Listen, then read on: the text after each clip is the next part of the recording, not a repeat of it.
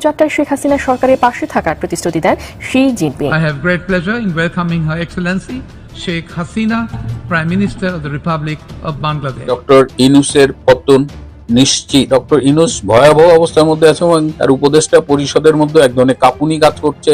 শেখ হাসিনা ফিরে আসবেন যে কোনো সময় এবং এসে তিনি আবার রাষ্ট্র ক্ষমতায় বসবেন। আওয়ামী লীগের যারা নেতা কর্মী আছে তাদের মধ্যে একাংশ বলছে আর কত দেয়ালে পিঠ থেকে গেছে।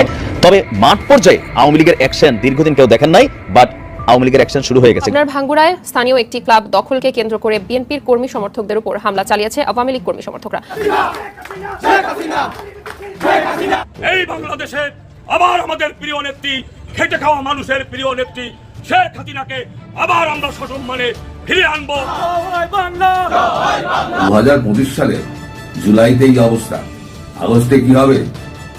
প্রধানমন্ত্রী নিজেই বলছেন আমি আসতেছি ইনশাআল্লাহ। ডক্টর ইউনূসের শাসন ব্যবস্থার উপর জনগণ অতিষ্ঠ।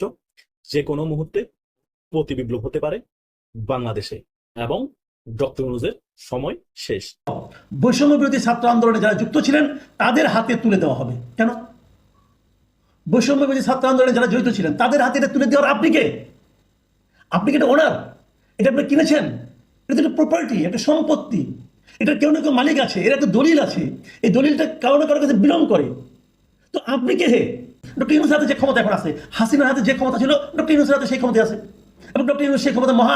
সুপ্রিয় দর্শক মন্ডলী, আসসালামু আলাইকুম রহমতুল্লাহ। আশা করি সবাই ভালো আছেন, সুস্থ আছেন। স্বাগত জানাচ্ছি আমাদের আরও একটি নতুন ভিডিওতে।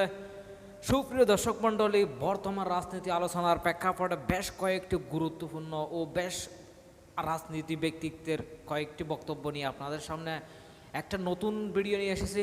সুপ্রিয় দর্শক, দিন যতই যাচ্ছে ডক্টর ইউনূসের উপর আর এনসিপির উপর সাধারণ মানুষ এবং ছাত্র জনতারা খেপে যাচ্ছে এবং তারা খুব বিপদের মধ্যে পড়ে যাচ্ছে। সুপ্রিয় দর্শক মণ্ডলী, সামনের দিকে এনসিপির অবস্থাতে কি হয় আল্লাহ ভালো জানে। সুপ্রিয় দর্শক, আমি আর কথা বাড়াবো না, আমরা চলে যাব সেই মূল ভিডিওতে। সরাসরি আমরা সেই বিস্তারিত আলোচনায় চলে যাব।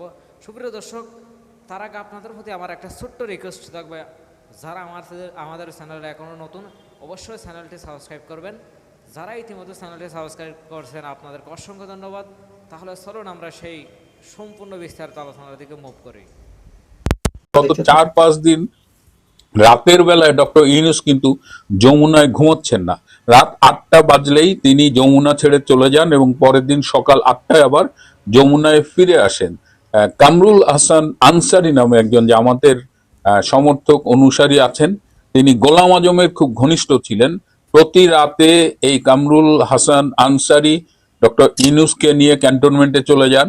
তিনি ক্যান্টনমেন্টে রাত্রি যাপন করেন এবং এই আনসারি আবার সকালে ডক্টর ইউনূসকে ফিরিয়ে দিয়ে যায়। তিনি ভয়ে যমুনায় থাকেন না যে হয়তো রাতে কোনো কিছু একটা ঘটে যেতে পারে এবং তাকে ক্ষমতাচ্যুত করা হতে পারে।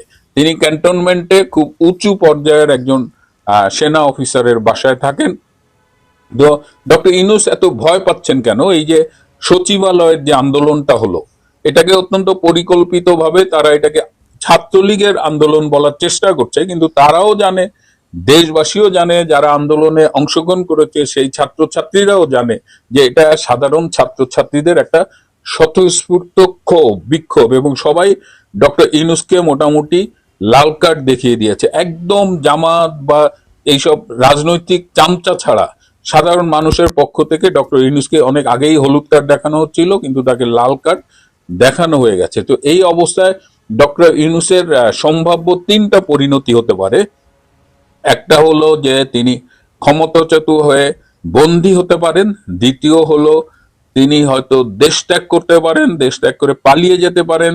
দ্বিতীয় কোনো দেশে, কয়েকটা দেশের নেগোসিয়েশন চলতেছে, তিনি পালিয়ে কোন দেশে যেতে পারেন। ফ্রান্স তার একটা পছন্দের দেশ যেখানে তিনি পালিয়ে যেতে চান। এছাড়া আমি অনেক আগে বলেছিলাম যে ইস্ট তিমুরের মতো কিছু দেশ আছে, যদি বড় দেশগুলো তাকে জায়গা না দেয় তাহলে হয়তো ইস্ট তিমুরের মতো দেশে তিনি পালিয়ে যাবেন। কিন্তু তার এই পালানোর দেশের মধ্যে আবার পাকিস্তান নেই, এটা আমাকে একটু অবাক করেছে।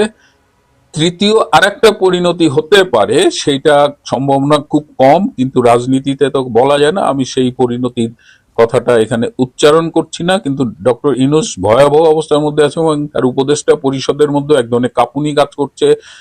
শনিবার আজকে এই যদিও সরকারি ছুটির দিন, কিন্তু অনেক উপদেষ্টাই শনিবার দিন অফিস করে, কিন্তু আজকে কোনো উপদেষ্টাকে অফিস করতে দেখা যায়নি। এবং আজকে আমি যখন রেকর্ড করছি, দুপুর 3টার দিকে ঢাকায় একটা জরুরি উপদেষ্টাদের মিটিং হওয়ার কথা শুনেছি।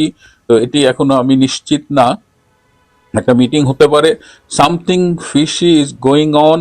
এবং এইবার ডক্টর ইউনূসের হয়তো দিন শেষ হয়ে আসবে, এবং এইবার জেনারেল ওয়াকার খান তাকে আর রক্ষা করতে পারবেন না। কারণ এইবারের পরিবর্তন, জনগণের স্বতঃস্ফূর্ত ক্ষোভ এবং জাতীয় এবং আন্তর্জাতিক যে বিষয়গুলো, যে প্রভাবকগুলো কাজ করছে, তার কোথাও জেনারেল ওয়াকার খানকে রাখা হয়নি। কারণ general Waker Khan is very dedicated and committed to Jamaat-e Islam and এই ইসলামিক ফোর্স, এই জঙ্গি গোষ্ঠীর প্রতি কমিটেড। সুতরাং এইবার যদি পরিবর্তন হয়, সেটা জনগণের আকাঙ্ক্ষার পরিণতিতেই এই পরিবর্তন হবে, এবং এর সাথে আন্তর্জাতিক কিছু প্রভাবক কাজ করবে। এই আন্তর্জাতিক প্রভাবকদের বিষয় নিয়ে আমি এই মুহূর্তে কিছু বলছি না, কিন্তু যে কোনো একটা পরিবর্তনের জন্য অপেক্ষায় থাকুন।